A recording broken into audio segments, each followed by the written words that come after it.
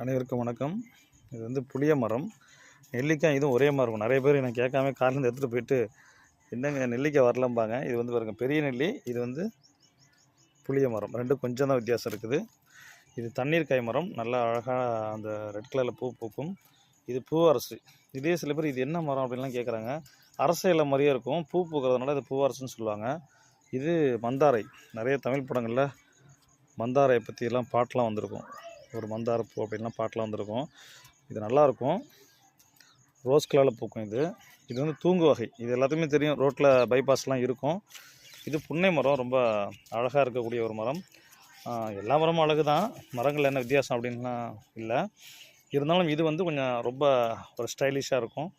நிறைய கோயிலெல்லாம் வைப்பாங்க. இது வந்து பாதாம் கன்று. இது வந்து பலாக்கன்று. அப்புறம் வந்து நாவல் எடுத்துகிட்டு வரேன். அப்புறம் என்ன எடுத்துகிட்டு வரேன், அவ்வளோதான்.